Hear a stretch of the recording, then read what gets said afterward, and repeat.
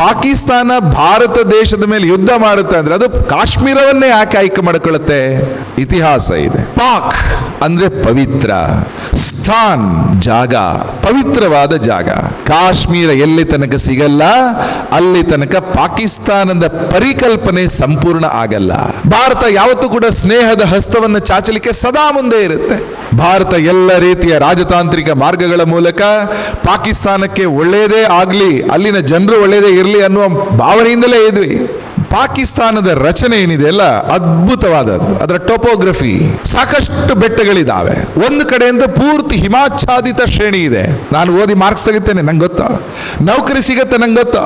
ಒಳ್ಳೆ ಹುಡುಗಿ ಸಿಗಬಹುದಾ, ಒಳ್ಳೆ ನೌಕರಿ ಸಿಗತ್ತೆ, ಕಾರು ಎಲ್ಲೋ ಸಿಗತ್ತೆ. That is my capacity, I know, ನಾನು ತಗೊಳ್ತೀನಿ. ಆದರೆ ನನಗೆ ಒಂದು ಜೀವನದಲ್ಲಿ ಬೇಕು, ಅದು ಎಲ್ಲೂ ಹೊರಗಡೆ ಸಿಗಲ್ಲ, ನಿಮ್ಮಲ್ಲಿದೆ, ಅದು ನನಗೆ ಬೇಕು ಅಂತ.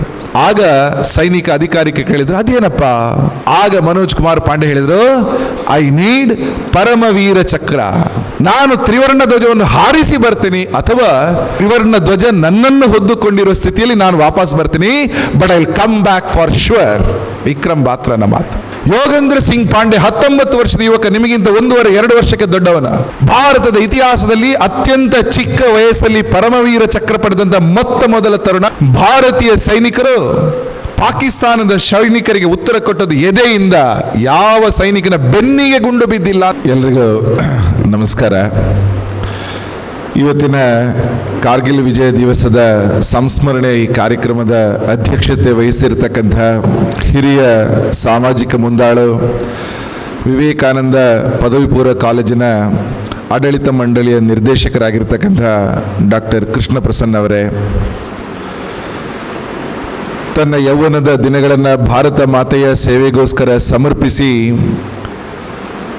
ನಾಡಿನ ಕೀರ್ತಿ ಬೆಳಗಿದಂತಹ ಹಿರಿಯರಾದ ಶ್ರೀಯುತ ಸುಬ್ಬಪ್ಪ ಪಾಟಾಳಿ ಅವರೇ, ಈ ಕಾಲೇಜಿನ ಸಾರಥ್ಯವನ್ನು ನಿರ್ವಹಿಸಿ ಯಶಸ್ವಿ ಪ್ರಾಂಶುಪಾಲರಾಗಿರ್ತಕ್ಕಂಥ ಶ್ರೀಯುತ ದೇವಿಚರಣ್ ರೈ ಅವರೇ, ಕಾಲೇಜಿನ ಎಲ್ಲ ಉಪನ್ಯಾಸಕ ಬಂಧುಗಳೇ, ಆತ್ಮೀಯ ವಿದ್ಯಾರ್ಥಿನಿಯರೇ ಹಾಗೂ ಮಾಧ್ಯಮದ ಬಂಧುಗಳೇ, ಅತ್ಯಂತ ಪ್ರೇರಣಾದಾಯಿ ಒಂದು ಹಾಡನ್ನು ನಾವೀಗ ಕೇಳಿದ್ವಿ.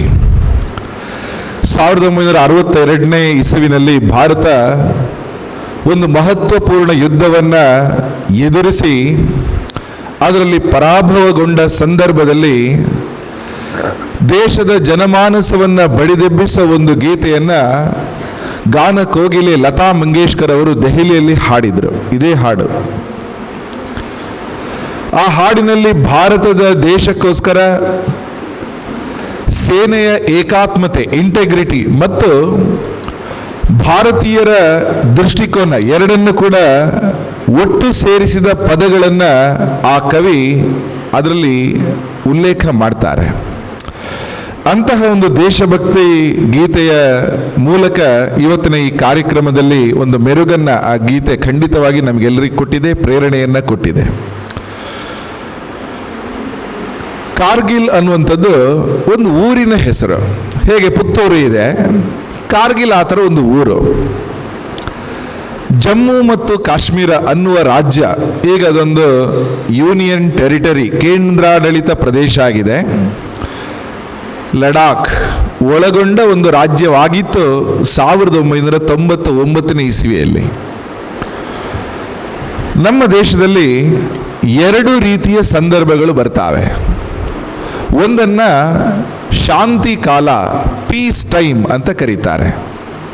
ಇನ್ನೊಂದನ್ನ ವಾರ್ ಟೈಮ್, ಯುದ್ಧ ಕಾಲ ಅಂತ ಕರೀತಾರೆ. ಈಗ ನಾವು ಶಾಂತಿ ಕಾಲದಲ್ಲಿ ಇದ್ದೀವಿ. We are in peace time ನಾವ್. ಆದರೆ ಎಲ್ಲ ಸಂದರ್ಭದಲ್ಲೂ ಶಾಂತಿ ಕಾಲ ಇರಲ್ಲ. ಕೆಲವೊಮ್ಮೆ ಶಾಂತಿಗೆ ಧಕ್ಕೆ ಬರ್ತಕ್ಕಂಥ ಸಂದರ್ಭ ಬಂದಾಗ ನಾವು ಯುದ್ಧ ಮಾಡಬೇಕಾಗತ್ತೆ. ಅಂಥ ಸಂದರ್ಭಗಳನ್ನು ಯುದ್ಧ ಕಾಲ ಅಂತ ಘೋಷಣೆ ಮಾಡುತ್ತೆ. ಭಾರತ 1947ನೇ ಇಸವಿ ಆಗಸ್ಟ್ 15ನೇ ತಾರೀಕು ನಾವು ಸ್ವತಂತ್ರಗೊಂಡ ನಂತರ ನಾವು ಅಧಿಕೃತವಾಗಿ ಅಫಿಷಿಯಲಿ ಯುದ್ಧಗಳನ್ನು ಮಾಡಿದ ಸಂದರ್ಭಗಳು ಬಂದಿತ್ತು. ಅದಕ್ಕಿಂತಲೂ ಮುಂಚೆ ಈ ದೇಶದಲ್ಲಿ ಯುದ್ಧಗಳೇನು ಹೊಸತಲ್ಲ. ಕ್ಷಾತ್ರ ತೇಜಕ್ಕೆ, ಯುದ್ಧ ಪರಂಪರೆಗೆ, ರಣಭೂಮಿಗಳಿಗೆ, ಯುದ್ಧ ತಂತ್ರಗಳಿಗೆ, ವಾರ್ ಸ್ಟ್ರಾಟಜಿಗಳಿಗೆ ನಮ್ಮ ದೇಶ ಹೆಸರುವಾಸಿ. ಹೋರಾಟದ ಮನೆಗಳೇ ಸಾವಿರಾರು. ಆದರೆ ಒಂದು ಅಧಿಕೃತ ದೇಶವಾಗಿ ನಾವು ಹೊರಹೊಮ್ಮಿದ ಮೇಲೆ ಯುದ್ಧಗಳನ್ನು ಮಾಡುವಾಗ ಸಾಕಷ್ಟು ಯೋಚನೆ ಮಾಡಿ ಮಾಡಬೇಕಾಗತ್ತೆ. ನಾವು ಯುದ್ಧ ಮಾಡಿದ್ರಲ್ಲಿ ಹೈಯೆಸ್ಟ್ ಯುದ್ಧ ಮಾಡಿದ್ದು ಯಾರ ಜೊತೆಗೆ ಅಂದರೆ ಪಾಕಿಸ್ತಾನದ ಜೊತೆಗೆ. ನಮಗೆ 7 ನೆರೆ ದೇಶಗಳಿದ್ದಾವೆ: ಬಾಂಗ್ಲಾದೇಶ, ಬರ್ಮಾ, ಭೂತಾನ್, ನೇಪಾಳ, ಚೈನಾ, ಅಫ್ಘಾನ್ ಮತ್ತು ಪಾಕಿಸ್ತಾನ. ಎಲ್ಲ ದೇಶಗಳ ಜೊತೆಗೆ ನಮ್ಮ ಇಂಟರ್ನ್ಯಾಷನಲ್ ಲ್ಯಾಂಡ್ ಬೌಂಡರಿ ಇದೆ, ಅದನ್ನು ಟೆರಿಟರಿ ಅಂತ ಕರಿತೀವಿ, ಗಡಿ.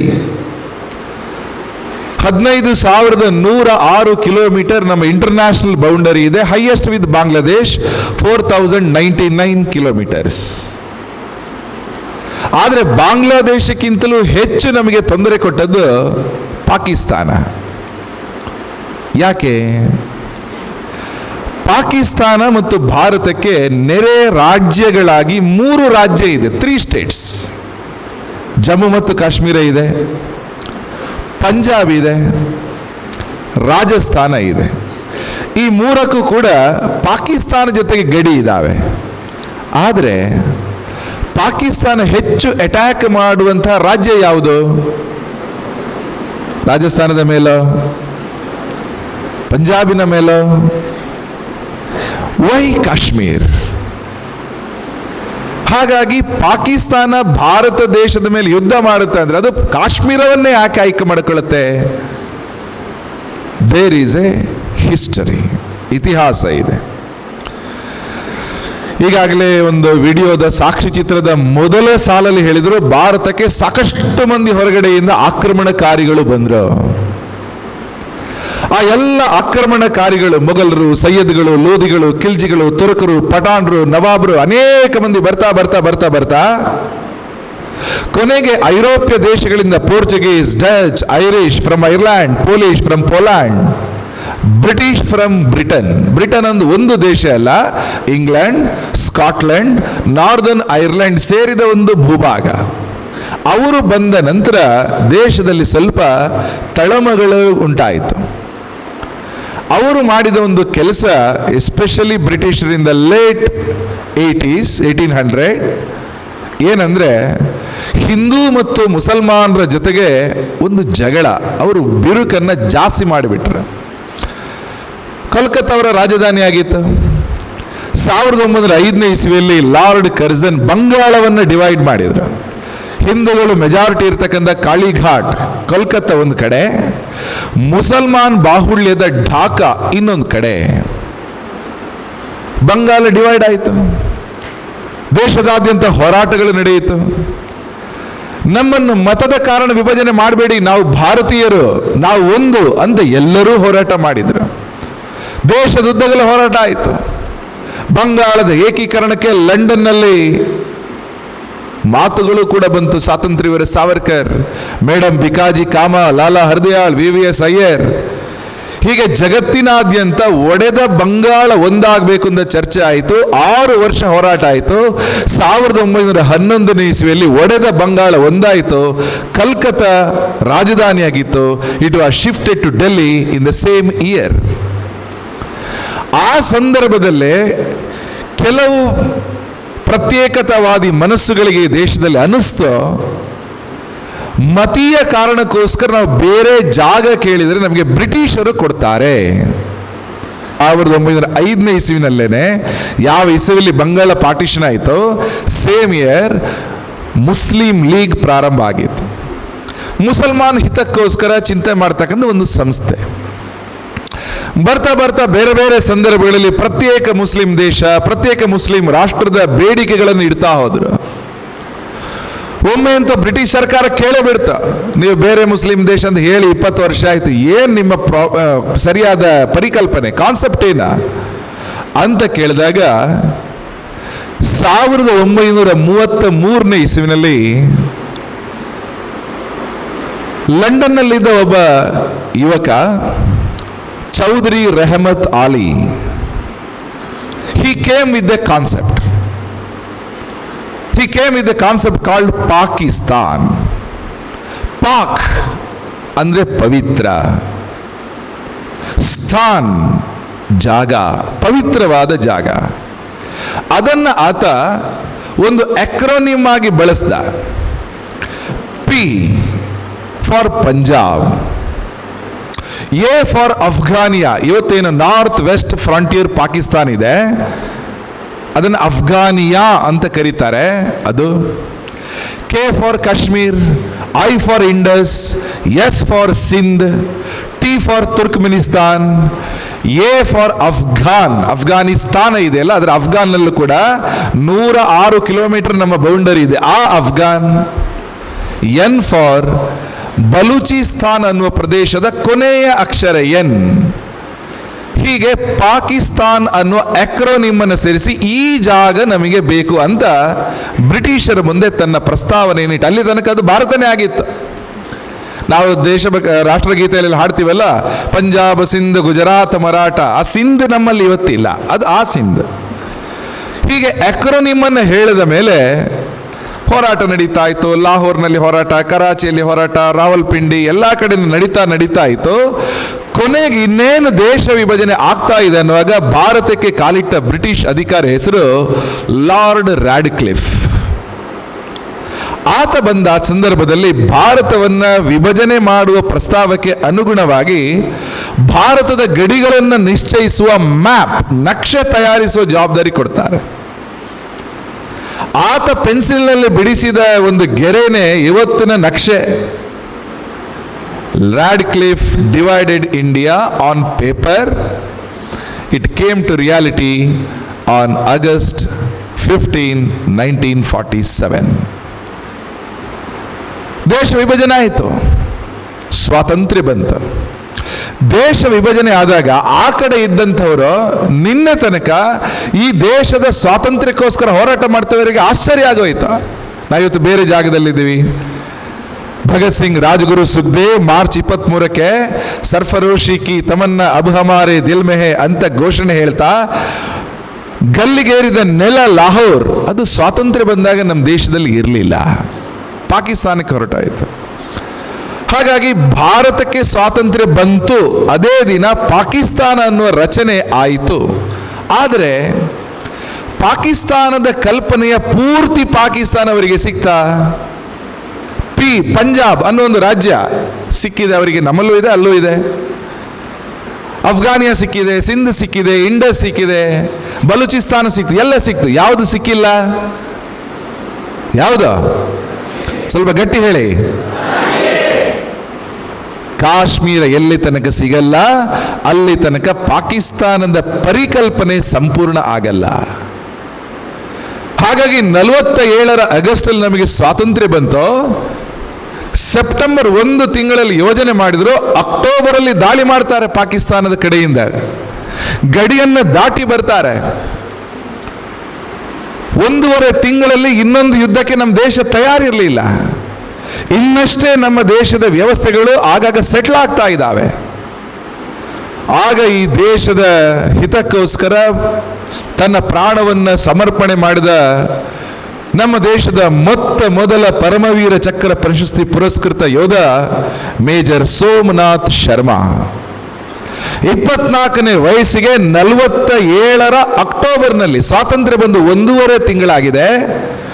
1.5 ತಿಂಗಳಲ್ಲೇ ದೇಶಕ್ಕೋಸ್ಕರ ಹುತಾತ್ಮನಾಗ್ತಾರೆ.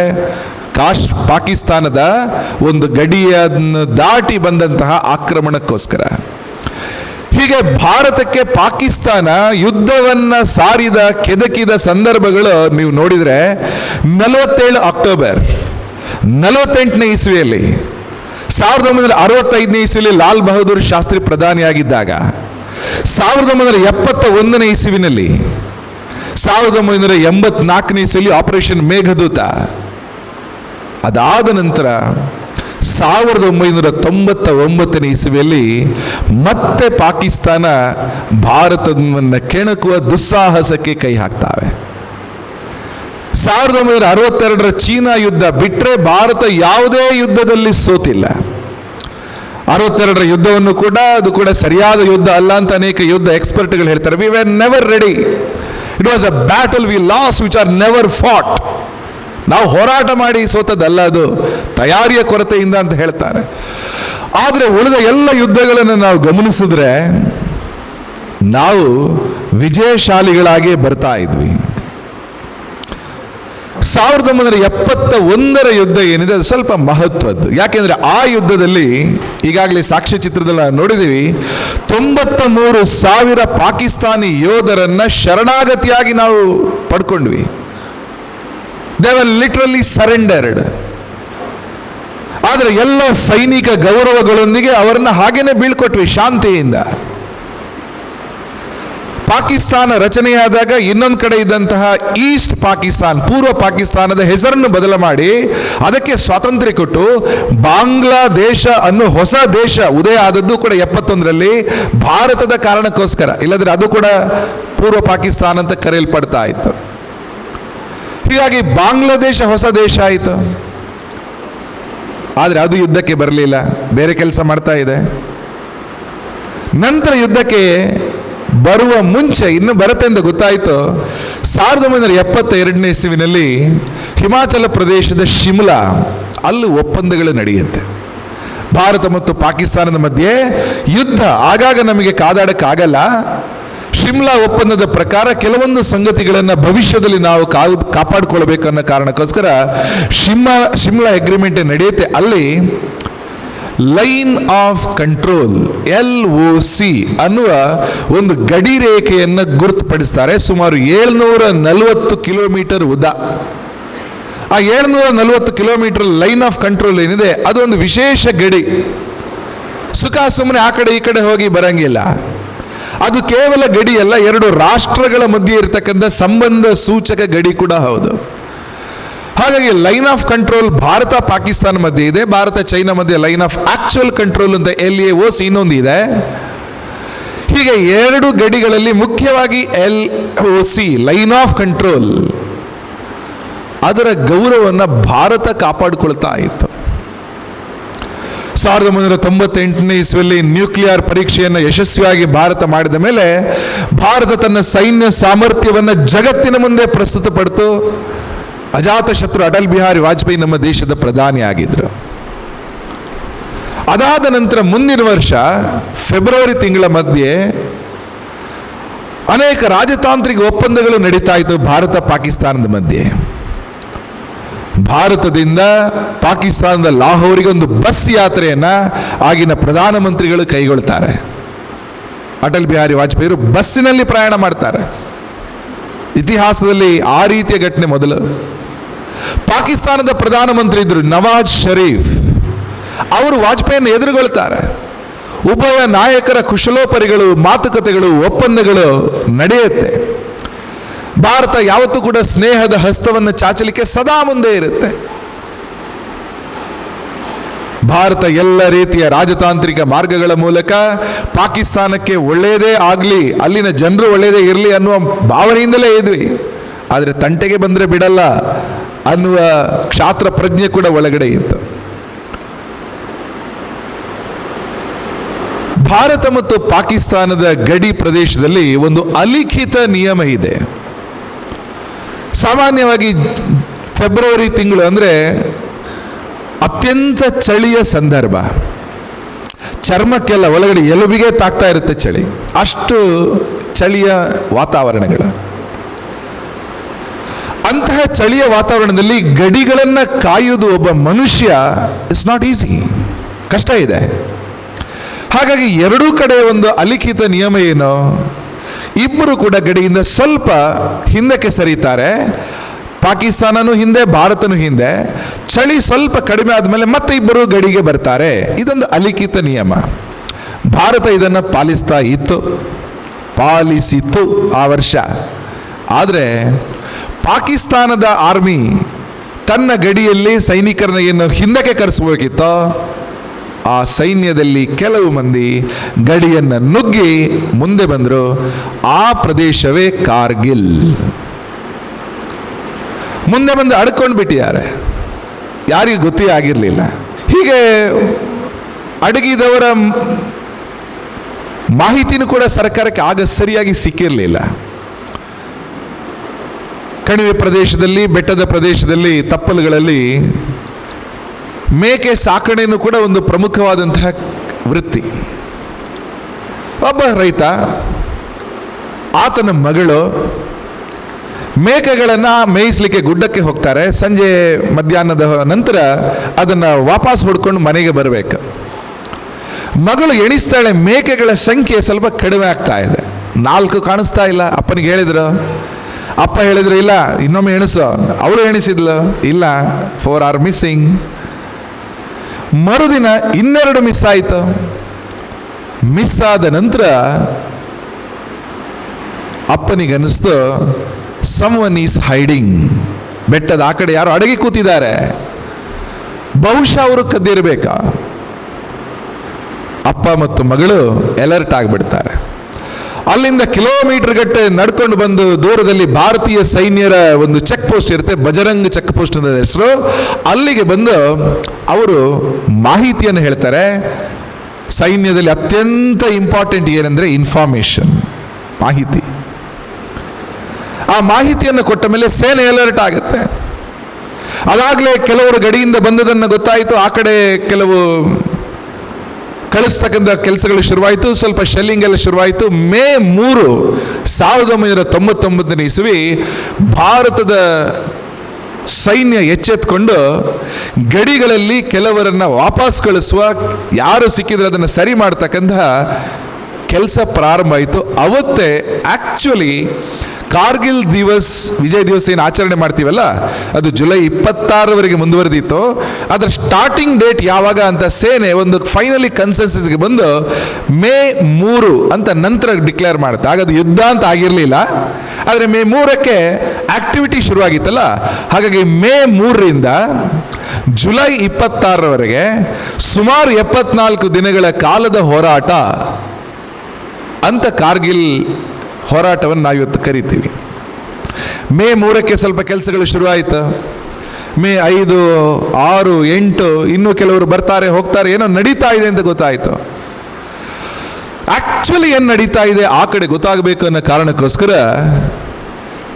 22 ವರ್ಷದ ಒಬ್ಬ ಯೋಧ ಕ್ಯಾಪ್ಟನ್ ಸೌರವ್ ಕಾಲಿಯಾ ಅವರ ನೇತೃತ್ವದಲ್ಲಿ ಒಂದು 6 ಮಂದಿಯ ತಂಡ, ಸೌರವ್ ಕಾಲಿಯಾ +5 ಅವರನ್ನು ಕಳಿಸ್ತು.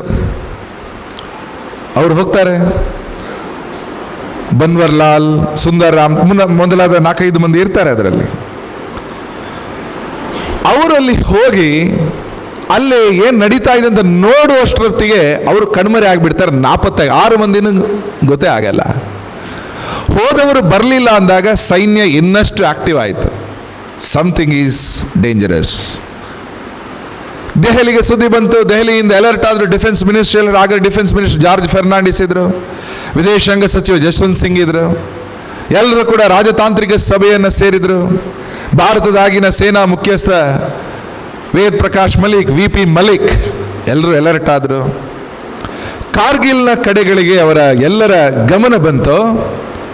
ಕಾರ್ಗಿಲ್ನಲ್ಲಿ ನಾವೇನಾದ್ರೂ ಈಗ ಕೆಲಸ ಮಾಡಬೇಕು ಅನ್ನೋ ಕಾರಣಕ್ಕೋಸ್ಕರ ಸೇನೆಯ ಕಾರ್ಯಾಚರಣೆ ಶುರುವಾಯಿತು. ಅದನ್ನು ಆಪರೇಷನ್ ವಿಜಯ್ ಅಂತ ಡಿಕ್ಲೇರ್ ಮಾಡಿದ್ರು. ನಾವು ಅದನ್ನು ಕಾರ್ಗಿಲ್ ವಾರ್ ಅಂತ ಕರಿತೀವಿ. ಕಾರ್ಗಿಲ್ ವಾರ್ ನಮ್ಮ ಆಡುಭಾಷೆ ಶಬ್ದ, ಸೈನಿಕ ಭಾಷೆಯಲ್ಲಿ ಅದನ್ನು ಆಪರೇಷನ್ ವಿಜಯ್ ಅಂತ ಕರೀತಾರೆ. ಆಪರೇಷನ್ ವಿಜಯ್ ಶುರುವಾಯಿತು. ಭಾರತ ಹೇಳ್ತಾ ಇಲ್ಲ ಪಾಕಿಸ್ತಾನ ಅತಿಕ್ರಮಣ ಮಾಡಿದೆ. ಪಾಕಿಸ್ತಾನ ಹೇಳಿದ ಇಲ್ಲ ಇಲ್ಲ ನಾವು ಆ ಥರದವರಲ್ಲ, ನಾವು ಮಾಡಿಲ್ಲ ಅಂತ ಸುಳ್ಳು ಹೇಳ್ತು ಜಗತ್ತಿನ ಮುಂದೆ. ಭಾರತ ಹೇಳ್ತು no, there is cross border terrorism. ಗಡಿ ದಾಟಿದ ಭಯೋತ್ಪಾದನೆ ನಡೀತಾ ಇದೆ. ಕೆಲವರು ಭಯೋತ್ಪಾದಕರಂತೂ ಭಾರತೀಯ ಸೈನಿಕರ ವೇಷ ಹಾಕೊಂಡು ಬಂದಿದ್ರು. ಹಾಗಾಗಿ ಕಾರ್ಗಿಲ್ ವಾರ್ನ ಸಂದರ್ಭದಲ್ಲಿ ನಾವು ಯಾರ ಮೇಲೆ ಹೋರಾಟ ಮಾಡಬೇಕಾಯ್ತಂದ್ರೆ ಕೇವಲ ಪಾಕಿಸ್ತಾನದ ಜವಾನರ ಮೇಲೆ ಮಾತ್ರ ಅಲ್ಲ, ಹಿಜ್ಬುಲ್ ಮುಜಾಹಿದೀನ್ ಟೆರರಿಸ್ಟ್ ಸಂಘಟನೆಯ ಮೇಲೂ ಕೂಡ ನಾವು ಹೋರಾಟ ಮಾಡಬೇಕಾಯಿತು. ಅವರಿಗೆ ಅಫ್ಘಾನಿಂದ ಕೂಡ ಅನೇಕ ಭಯೋತ್ಪಾದಕರನ್ನ ಕಳಿಸಿ, ಹೀಗೆ 3 ಶಕ್ತಿಗಳ ವಿರುದ್ಧದ ಹೋರಾಟ, ಕೇವಲ ಪಾಕಿಸ್ತಾನದ ಜೊತೆ ಮಾತ್ರ ಅಲ್ಲ, ಭಯೋತ್ಪಾದಕರ ವಿರುದ್ಧನೇ ಅದು ಹೋರಾಟ ಮಾಡಬೇಕಾದ ಸಂದರ್ಭ ಬಂತು. ಭಾರತೀಯ ಸೇನೆ ಸಜ್ಜಾಯಿತು. ಆಗ ಪಾಕಿಸ್ತಾನ ತನ್ನ ಅಳಲನ್ನು ವ್ಯಕ್ತಪಡಿಸ್ತು. ಅಮೆರಿಕ ಸೇರ್ಕೊಂಡು ಬೇರೆ ಬೇರೆ ದೇಶದ ಮೇಲೆ ಹೇಳ್ತೀನಿ, ನೋಡಿ ನಾವು ಸುಮ್ಮನೆ ಇದ್ದೀವಿ, ಭಾರತ ನಮ್ಮ ಮೇಲೆ ಆಕ್ರಮಣ ಮಾಡ್ತಾ ಇದ್ದ. ಅವರು ಮೊಸಳೆ ಕಣ್ಣೀರನ್ನು ಹರಿಸಿದ್ರು. ಅಮೆರಿಕದ ಅಧ್ಯಕ್ಷನಾಗಿದ್ದಾಗ ಬಿಲ್ ಕ್ಲಿಂಟನ್ ಅವರ ಬಳಿ ವಿಷಯಗಳನ್ನು ಕೊಂಡೋದ್ರು. ಭಾರತ ಅಂತೂ ಸ್ಪಷ್ಟವಾಗಿ ಹೇಳ್ತು, ನಾವು ಯಾವ ಗಡಿಯನ್ನು ದಾಟೋದಿಲ್ಲ, ಆದರೆ ಯಾರಾದರೂ ಗಡಿ ಮೀರಿ ಬಂದರೆ ಅದಕ್ಕೆ ತಕ್ಕದಾದ ಉತ್ತರವನ್ನು ನಾವು ಕೊಟ್ಟೇ ಕೊಡ್ತೀವಿ. ಯಾಕೆಂದರೆ ನಮ್ಮ ನೆಲವನ್ನು ರಕ್ಷಣೆ ಮಾಡೋದು ನಮ್ಮ ಜವಾಬ್ದಾರಿ, and we will do it. ಭಾರತದ ಪ್ರಧಾನಿ ಲಾಹೋರಿಗೆ ಬಸ್ ಯಾತ್ರೆ ಮಾಡಿದ ಸಂದರ್ಭದಲ್ಲಿ ಒಂದು ಮಾತನ್ನು ಹೇಳಿದ್ರೆ ಬಹಳ ಪಾಪ್ಯುಲರ್ ಆಗಿತ್ತು, ಜಂಗ್ ಹಮ್ ನಹಿ ಹೋನೆ ದೇಂಗೆ, ಯುದ್ಧ ಮಾಡಲಿಕ್ಕೆ ನಾವು ಬಿಡೋದಿಲ್ಲ, ಆ ರೀತಿ ಅವಶ್ಯಕತೆ ಇಲ್ಲ ನಮ್ಮಲ್ಲಿ ಅಂತ ಹೇಳಿದ್ರು.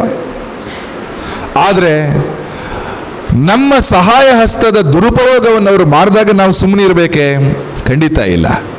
ಹಾಗಾಗಿ ಭಾರತದ ಸೇನಾ ಕಾರ್ಯಾಚರಣೆ ಇನ್ನಷ್ಟು ಬಿಗುವಾಯಿತು. ಸೈನಿಕರು ಜಮಾಯಿಸಿದರು. ಸುಮಾರು 20,000ಕ್ಕೂ ಹೆಚ್ಚು ಸೈನಿಕರು ಬಂದರು, ಬೇರೆ ಬೇರೆ ಕಡೆಯಿಂದ ಬಂದರು.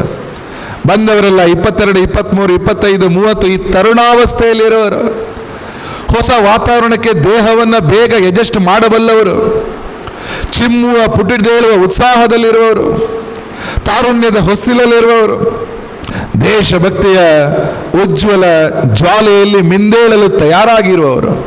ಆ ಥರದ ಒಂದು ಯೂತ್ ಫೋರ್ಸ್ ಅನ್ನ ಭಾರತದ ಸೇನೆ ಅಲ್ಲಿ ಹಾಕ್ತು. ಪ್ರತಿಯೊಬ್ಬರು ರಣ ಕಲಿಗಳಂತೆ ಹೋರಾಟ ಮಾಡಿದರು. ಕಾರ್ಗಿಲನ್ನೇ ಅವರು ಯಾಕೆ ಆಯ್ಕೆ ಮಾಡಿಕೊಂಡ್ರು ಅಂದರೆ, ಸಾಕ್ಷ್ಯಚಿತ್ರದಲ್ಲೂ ನಾವು ನೋಡಿದೆ, ಒಂದು ಕಡೆ ಪಾಕಿಸ್ತಾನದ ರಚನೆ ಏನಿದೆ ಅಲ್ಲ, ಅದ್ಭುತವಾದದ್ದು. ಅದರ ಟೋಪೋಗ್ರಫಿ, ಸಾಕಷ್ಟು ಬೆಟ್ಟಗಳಿದ್ದಾವೆ. ಒಂದು ಕಡೆಯಿಂದ ಪೂರ್ತಿ ಹಿಮಾಚ್ಛಾದಿತ ಶ್ರೇಣಿ ಇದೆ. ಇವತ್ತೇನು ನಾವು ಅಕ್ಸಾಯ್ ಚಿನ್ ಅಂತ ಕರಿತಾ, ಅದು ಇವತ್ತು ಚೈನಾದ ಭಾಗವಾಗಿ ಬಿಟ್ಟಿದೆ. ಚೈನಾ ಅದನ್ನು ಆಕ್ಯುಪೈ ಮಾಡಿಕೊಂಡಿದೆ. ಅಕ್ಸಾಯ್ ಚಿನ್ ನಮ್ಮದೇ. ಅದಕ್ಕೆ ತಾಗಿಕೊಂಡಿರುವ ಭಾರತದ ಭಾಗ ಇದನ್ನು ಸಿಯಾಚಿನ್ ಅಂತ ಕರಿತೀವಿ. ಸಿಯಾಚಿನ್ ವಿಶ್ವದ ಅತ್ಯಂತ ಎತ್ತರದ ಯುದ್ಧ ಭೂಮಿ. ಅಲ್ಲೂ ಕೂಡ -40 ಅಲ್ಲಿ ಯೋಧರು ಗಡಿಯನ್ನು ಕಾಯ್ತಾ ಇದ್ದಾರೆ. ಆ ಸಿಯಾಚಿನ್ಗೆ ತಲುಪಬೇಕಿದ್ರೆ ಲಡಾಖ್ ಮೂಲಕ ಹೋಗಬೇಕು. ಲಡಾಖ್ ಒಂದು ದೊಡ್ಡ ಪ್ರದೇಶ. ಜಮ್ಮು ಕಾಶ್ಮೀರ ಲಡಾಖಲ್ಲಿ 3 ಪ್ರದೇಶ ಇದೆ: ಜಮ್ಮು ಕಾಶ್ಮೀರ ಕಣಿವೆ ವ್ಯಾಲಿ ಆ್ಯಂಡ್ ಲಡಾಖ್. ಜಮ್ಮುನಲ್ಲಿ ಹಿಂದೂ ಬಾಹುಳ್ಯ, ಕಾಶ್ಮೀರದಲ್ಲಿ ಮುಸಲ್ಮಾನ್ ಬಾಹುಳ್ಯ, ಲಡಾಖಿನಲ್ಲಿ ಬುದ್ಧ ಬಾಹುಳ್ಯ. ಈ ಥರ ಒಂದು ವಿಚಿತ್ರ ಟೋಪೋಗ್ರಫಿ ಇರ್ತಕ್ಕಂಥ ದೇಶದ ಅತ್ಯಂತ ವಿಶಿಷ್ಟ ರಾಜ್ಯಗಳಲ್ಲೊಂದು ಜಮ್ಮು ಕಾಶ್ಮೀರ. ಕಾರ್ಗಿಲ್ ಯಾಕೆ ಒಂದು ಕ್ರೂಷಲ್ ಪಾಯಿಂಟ್ ಅಂದರೆ, ಕಾರ್ಗಿಲ್ ಮೂಲಕ ನಮ್ಮ ದೇಶದ ಮೊದಲ ನಂಬರ್ 1 ನ್ಯಾಷನಲ್ ಹೈವೇ NH1 ಅದು ಪಾಸ್ ಆಗುವಂಥದ್ದು ಕಾರ್ಗಿಲ್ ಮೂಲಕ. NH1 ಅನ್ನು ಬ್ಲಾಕ್ ಮಾಡಿದರೆ ಇಡೀ ಲಡಾಖ್ಗಿರುವ ಸಂಪರ್ಕವನ್ನು ಸ್ಥಗಿತ ಮಾಡಬಹುದು. ಅಲ್ಲಿಗೆ ಅಕ್ಕಿ, ಅಲ್ಲಿಗೆ ಸೀಮೆ ಎಣ್ಣೆ, ಅಲ್ಲಿಗೆ ಸಕ್ಕರೆ, ಅಲ್ಲಿಗೆ ಆರ್ಮಿ ಯಾವುದು ಕೂಡ ಹೋಗಲ್ಲ. ಲಡಾಖ್ನ ಸಂಪರ್ಕ ತಪ್ಪಿಸಬಹುದು, ಲಡಾಖ್ನ ಮೇಲೆ ಒಂದು ಪ್ರಭುತ್ವವನ್ನು ಸ್ಥಾಪಿಸಬಹುದು ಅನ್ನೋ ಕಾರಣಕ್ಕೋಸ್ಕರ ಕಾರ್ಗಿಲ್ ಒಂದು ಆಯಕಟ್ಟಿನ ಜಾಗ. ಪಾಕಿಸ್ತಾನದಿಂದ ಕೇವಲ 170 ಕಿಲೋಮೀಟರ್ ದೂರದಲ್ಲಿದೆ. ಅಂದರೆ 1.5 ಗಂಟೆ ಡ್ರೈವ್. ಅದು 150-200 ಕಿಲೋಮೀಟರ್ ಅಂದರೆ ಅಷ್ಟು ನಿಕಟವಾಗಿರ್ತಕ್ಕಂಥ ಜಾಗವನ್ನು ಅವರು ಆಯ್ಕೆ ಮಾಡಿಕೊಂಡು ಯುದ್ಧಕ್ಕೆ ನೋಡ್ತಾರೆ. ಹಾಗಾಗಿ ಅಲ್ಲಿನ ಆಯಕಟ್ಟಿನ ಜಾಗ ಇತ್ತು. ಕಕ್ಸರ್, ಬಟಾಲಿ, ಕಾರ್ಗಿಲ್ನ ಸಿಟಿ ಎಲ್ಲ ಕಡೆಯೂ ಕೂಡ ಆರ್ಮಿಯನ್ನು ಡಿಪ್ಲಾಯ್ ಮಾಡ್ತಾರೆ. ವಿಶೇಷವಾಗಿ ದ್ರಾಸಲ್ಲಿ ಎಲ್ಲ ಕಡೆನೂ ನಮ್ಮ ಸೈನಿಕರು ಒಂದೊಂದೇ ಬೆಟ್ಟವನ್ನು, ಗುಡ್ಡಗಳನ್ನು ಗೆಲ್ತಾ ಹೋಗ್ತಾರೆ. ಈಗಾಗಲೇ ಉಲ್ಲೇಖ ಮಾಡಿದರು, ಎತ್ತರದ ಭೂಭಾಗದಲ್ಲಿ ಬೆಟ್ಟಗಳಿತ್ತು. ಬೆಟ್ಟದ ಮೇಲೆ ಅವರು ಅಡ್ಕೊಂಡಿದ್ರು. ಯಾಕೆ ಬೆಟ್ಟದ ಮೇಲೆ ಅಡಗಿದ್ದಾರೆ ಅಂದರೆ, ಕೆಳಗಡೆ ಬರುವಂಥ ಯಾವುದೇ ಸೈನಿಕರನ್ನ ಮೇಲಿಂದ ನೋಡಿಬಿಡ್ತಾವೆ, ಇವರು ಕೆಳಗಿಂದ ಬರ್ತಾ ಇದ್ದಾರೆ. ಮೇಲಿಂದ ಕಲ್ಲುಗಳನ್ನು ಉರುಳಿಸೋರು, ಮೇಲಿಂದ ಶೂಟ್ ಮಾಡೋರು, ಮೇಲಿಂದ ಬಾಂಬ್ ಹಾಕೋರು, ಗ್ರೆನೇಡ್ಗಳನ್ನು ಬಿಸಾಡೋರು, ಕೆಳಗೆ ಯಾರೇ ಬಂದರೂ ಅವ್ರನ್ನ ಕೊಲ್ಬೋದು ಅನ್ನುವ ಸ್ಥಿತಿ. ಸಹಜವಾಗಿ ಈಸಿ ವಿನ್ನಿಂಗ್ ಥರ ವಾಕ್ ಓವರ್ ಇದ್ದಂಗೆ ಕೆಳಗಿಂದ ಬರ್ತಾನೆ ಅವ್ರನ್ನ ಕೊಲ್ಬಿಡೋದು. ಈ ರೀತಿಯ ಯುದ್ಧ ಸ್ಟ್ರಾಟಜಿ ಅವರಿಗಿತ್ತು. ಆದರೂ ಕೂಡ ನಮ್ಮ ಸೈನಿಕರು ಮೇಲೆ ಹತ್ತಿ ಒಂದೊಂದೇ ಬೆಟ್ಟವನ್ನು ಕ್ಲಿಯರ್ ಮಾಡ್ತಾ ಬಂದರು. ಟೈಗರ್ ಹಿಲ್ಸ್ ಕ್ಲಿಯರ್ ಮಾಡ್ತಾ ಬಂದರು. ಕಕ್ಸರ್ ನಾವು ಗೆಲ್ತಾ ಬಂದ್ವಿ. ಹೀಗೆ ಒಂದೊಂದೇ ಹಿಲ್ಗಳನ್ನು, ಬೆಟ್ಟಗಳನ್ನು ಕ್ಲಿಯರ್ ಮಾಡ್ತಾ ಬರುವಾಗ ಪಾಕಿಸ್ತಾನದ ಆಟ ಇನ್ನು ಹೆಚ್ಚು ದಿನ ಆಗಲ್ಲ ಅಂತ ಎಲ್ಲರಿಗೂ ಗೊತ್ತಾಯಿತು. ಆಗ ಅವರು ಹೇಳಿದರು, ಎರಡು ರೀತಿಯ ಹೊಸ ವಾದವನ್ನು ಅವ್ರು ಹೇಳಿದರು. ನಮಗೆ ನಾವು ಶಿಮ್ಲಾ ಒಪ್ಪಂದವನ್ನು ಒಪ್ತೀವಿ, ಲೈನ್ ಆಫ್ ಕಂಟ್ರೋಲ್ ಒಪ್ತೀವಿ, ಆದರೆ ಭಾರತ ಮತ್ತು ನಮ್ಮ ಲೈನ್ ಆಫ್ ಕಂಟ್ರೋಲ್ ಅದು ಅಸ್ಪಷ್ಟವಾಗಿ ನಮ್ಗೆ ಗೊತ್ತಾಗಲಿಲ್ಲ. ಬಹುಶಃ ಸ್ವಲ್ಪ ಆಚೆ ಈಚೆ ಹೋಗಿರ್ಬೋದು. Line of control is unclear to us, clear ಆಗಿಲ್ಲ, ಹಾಗಾಗಿ ಸ್ವಲ್ಪ ಆಚೆ ಈಚೆ ಹೋಗ್ಬೋದು ಅನ್ನೋ ಹೊಸ ವಾದವನ್ನು, ಮುಂಡು ವಾದವನ್ನು ಪಾಕಿಸ್ತಾನ ಹೇಳುತ್ತೆ. ಎರಡನೇದವರು ಮತ್ತೆ ಪುನಃ ಸುಳ್ಳನ್ನು ಪುನರುಚ್ಚಾರ ಮಾಡಿದರೆ, ಅದೇನು ನಾವು ಅಟ್ಯಾಕ್ ಮಾಡಿಲ್ಲ, ಅವರು ಮಾಡ್ತಾ ಇದ್ದಾರೆ, ನಾವು ತಡೀತಾ ಇದ್ದೀವಿ ಅಂತ. ಪಾಕಿಸ್ತಾನದ ಒಳಗಡೆ ಅನೇಕ ಮಂದಿಗೆ ಇಲ್ಲ ನಾವು ಯುದ್ಧ ಮಾಡ್ತೀವಿ ಅಂತ ತೋರಿಸ್ಬೇಕಿತ್ತು. ಆದರೆ ಅದನ್ನು ತೋರಿಸಿದಂತೂ ಭಾರತೀಯ ಸೈನಿಕರಿಗೆ, ಭಾರತೀಯರಿಗೆ ಅತ್ಯಂತ ನೋವು ಕೊಡುವ ರೀತಿಯಲ್ಲಿ ಅದನ್ನು ತೋರಿಸಿದ್ರು. ಜೂನ್ 9ನೇ ತಾರೀಕು. ಅದು ಹೇಗೆ? ಮೇ 15ಕ್ಕೆ ಆ ಕಡೆ ಹೋಗಿದಂಥ Sourav Kalia, they were missing. ಅವರ ಶರೀರವನ್ನು ಕಳಿಸ್ಕೊಟ್ರು. ಅವರು ಸತ್ತಿದ್ರು, ಕೊಂದಿದ್ರು ಅವರನ್ನು. ಹೇಗೆ ಕೊಂದಿದ್ರು ಅದರ ಬಗ್ಗೆನೇ ಕೇಳಕ್ಕೆ ಹೋದರೆ ಕಣ್ಣಲ್ಲಿ ನೀರಲ್ಲ, ರಕ್ತ ಬರುತ್ತೆ. ವಾರ್ ಪ್ರಿಸನರ್ ಯಾರಿದ್ದಾರೆ, WOP ಅಂತ ಕರೀತಾರೆ. ಯುದ್ಧದಲ್ಲಿ ಸೆರೆ ಸಿಕ್ಕಿದ ಕೈದಿಗಳಿಗೆ ಒಂದು ಮರ್ಯಾದೆ ಇದೆ, ಒಂದು ಪ್ರಿಸನರ್ಸ್ ಅಗ್ರಿಮೆಂಟ್ ಇದೆ. ಯುದ್ಧ ಖೈದಿಗಳನ್ನು ನಡ್ಕೊಳ್ಳುವಂತಹ ಒಂದು ಇಂಟರ್ನ್ಯಾಷನಲ್ ಫೋರಮ್, ಡೆಕೋರಮ್ ಇದೆ. ಆ ರೀತಿಯಲ್ಲಿ ನಡ್ಕೋಬೇಕಾದ್ರೆ ಯಾವುದನ್ನು ಮಾಡಿಲ್ಲ. ಸೆರೆ ಸಿಕ್ಕಿದವ್ರನ್ನ ಕೊಂದ್ರು. ಸೌರವ್ ಕಾಲಿಯನ ಹತ್ಯೆ ಆಯಿತು. ಹತ್ಯೆ ಆದ ಮೇಲೂ ಕೂಡ ಕ್ರೌರ್ಯವನ್ನು ನಿಲ್ಲಿಸಿಲ್ಲ. ಅವನ ದವಡೆಯನ್ನು ಕುಟ್ಟಿ ಪುಡಿ ಮಾಡಿದ್ರು, ಕಣ್ಣುಗಳನ್ನು ಕಿತ್ತರು, ಜನನಾಂಗವನ್ನು ಕಟ್ ಮಾಡಿದ್ರು, ಇಡೀ ಶರೀರಕ್ಕೆ ಸಿಗರೇಟಿನಿಂದ ಚುಚ್ಚಿದ್ರು. ಪೋಸ್ಟ್ ಮಾರ್ಟಮ್ ರಿಪೋರ್ಟಲ್ಲಿ ಎಲ್ಲವೂ ಕೂಡ ವ್ಯಕ್ತ ಆಗ್ತಾ ಹೋಯಿತು. ಮೂಳೆಗಳನ್ನು ಮುರಿದ್ರು, ನರಕ ಯಾತನೆಯನ್ನು ಕೊಟ್ಟರು. ಆ ರೀತಿಯ ಡೆಡ್ ಬಾಡಿಯನ್ನು, ಭಯಾನಕವಾಗಿರ್ತಕ್ಕಂಥ ಒಂದು ಮೃತ ಶರೀರವನ್ನು ಪಾಕಿಸ್ತಾನಕ್ಕೆ ಕಳಿಸ್ಕೊಟ್ಟು ಅಟ್ಟಹಾಸವನ್ನು ಮರೆಯಿತು. ಯಾರಾದರೂ ಈ ಕಡೆ ಬಂದರೆ ಅವರಿಗೆ ಇದೇ ಗತಿ ಅನ್ನುವ ಎಚ್ಚರಿಕೆಯನ್ನು ಭಾರತಕ್ಕೆ ಕೊಡುವ ಒಂದು ಪ್ರಯತ್ನವನ್ನು ಮಾಡ್ತು. ಸೌರವ್ ಕಾಲಿಯಾ ಅವರ ಮೃತದೇಹವನ್ನು ರಿಸೀವ್ ಮಾಡಿದ ಭಾರತೀಯ ಸೇನೆ ಆ ವಿಷಯವನ್ನು ತಿಳಿಸಿದ ನಂತರ ಇಡೀ ದೇಶದಲ್ಲಿ ಕಾರ್ಗಿಲ್ ಬಗ್ಗೆ ಒಂದು ದೊಡ್ಡ ವಾತಾವರಣ, ಒಂದು ಏಕಸ್ವರದ ವಾತಾವರಣ ಉಂಟಾಯಿತು. ಅಷ್ಟೊತ್ತಿಗೆ ಅನೇಕ ವಿಷಯಗಳು ಆಗ್ತಾ ಇದೆ ಅನ್ನೋದು ಮಾತ್ರ ಗೊತ್ತಿತ್ತು. ಇವತ್ತಿನಷ್ಟು ಸೋಷಿಯಲ್ ಮೀಡಿಯಾ, ಇವತ್ತಿನಷ್ಟು digital technology, live in Facebook or YouTube ಯಾವುದೂ ಇರಲಿಲ್ಲ. No internet, no mobile. ಹಳ್ಳಿಗಳಿಗೆ ಏನೂ ಇರಲಿಲ್ಲ. ಕರೆಂಟು ಇಲ್ಲದ ಹಳ್ಳಿಗಳೇ ಜಾಸ್ತಿ 99ನೇ ಇಸವಿಯಲ್ಲಿ. ನೀವೆಲ್ಲ ಹುಟ್ಟೋದಕ್ಕೆ 10-11 ವರ್ಷ ಮುಂಚೆ. ಅಂಥ ಸಂದರ್ಭದಲ್ಲಿ ದೇಶದಲ್ಲಿ ವಿಷಯಗಳು ಗೊತ್ತಾಗ್ತಾ ಹೋಯಿತು. ಯುದ್ಧದ ಸ್ಥಿತಿ ದೇಶಕ್ಕೆ ಗಮನಕ್ಕೆ ಬರ್ತಾ ಹೋಯಿತು.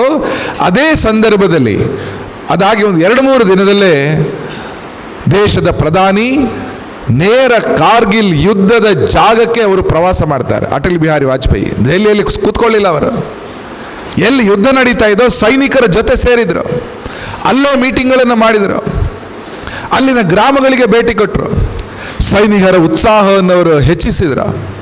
ನಾನಿದ್ದೇನೆ ನಿಮ್ಮ ಜೊತೆ ಅನ್ನುವ ಮಾತನ್ನು ಕೊಟ್ಟರು. ಅಗತ್ಯವರು ಶಸ್ತ್ರಾಸ್ತ್ರಗಳನ್ನು ಪೂರೈಕೆ ಮಾಡಿದರು. ಎಲ್ಲರಿಗೂ ಫ್ರೀ ಹ್ಯಾಂಡ್ ಕೊಟ್ಟರು. ಯಾವ ನಿರ್ಧಾರನ ಬೇಕು ನೀವು ತಗೊಳ್ಳಿ ಅಂತ ಕೊಟ್ಟರು. ಸೇನೆಯ ಉತ್ಸಾಹ ಹೆಚ್ಚಾಯಿತು, ಸೈನಿಕರ ಆತ್ಮಬಲ ಹೆಚ್ಚಾಯಿತು. ಯುದ್ಧದಲ್ಲಿ ಇನ್ನಷ್ಟು ಧೈರ್ಯದಿಂದ, ಸ್ಥೈರ್ಯದಿಂದ, ಹೋರಾಟದಿಂದ ಮುಂದೆ ಬರ್ತಾ ಅವರು ಒಂದೊಂದನ್ನೇ ಕೋಟೆಯನ್ನು ಗೆಲ್ತಾ ಹೋದರು. ಇನ್ನೇನು 4-5 ದಿನಗಳು ಬಾಕಿ ಇದೆ. ಒಂದೊಂದೇ ಕೋಟೆಗಳನ್ನು ಖಾಲಿ ಮಾಡಿಸ್ತಾ ಜುಲೈ 26, 1999 ಸಂದರ್ಭದಲ್ಲಿ ಆ ಇಡೀ ಆಪರೇಷನ್ ಕಂಪ್ಲೀಟ್ ಮಾಡಿರುವುದಾಗಿ ಸೇನೆ ಡಿಕ್ಲೇರ್ ಮಾಡುತ್ತೆ. ಅದಕ್ಕಿಂತ ಒಂದು ವಾರ ಮುಂಚೆನೇ ನಾವೇ ಗೆದ್ವಿ ಅನ್ನೋದನ್ನು ಕೂಡ ಕೇಂದ್ರ ಸರ್ಕಾರ ಹೇಳಿತ್ತು. ಅಫಿಷಿಯಲಿ ಕೇಂದ್ರ ಸರ್ಕಾರದ ಸೂಚನೆ ಮೇರೆಗೆ 1999 ಜುಲೈ 26 ಅಂದರೆ ನಾಳೆಯ ದಿನ ಆಪರೇಷನ್ ವಿಜಯ್ ಅದನ್ನು ಮುಗಿಸಿ ಅವತ್ತಿನ ದಿನವನ್ನು ಕಾರ್ಗಿಲ್ ವಿಜಯ್ ದಿವಸ್ ಅಂತ ಘೋಷಣೆ ಮಾಡಿದರು. ನಮ್ಮ ದೇಶದ ಚರಿತ್ರೆಯಲ್ಲಿ ಸುವರ್ಣಾಕ್ಷರದಲ್ಲಿ ಬರೆದಿಡಬೇಕಾದಂತಹ ಒಂದು ಸಂದರ್ಭ.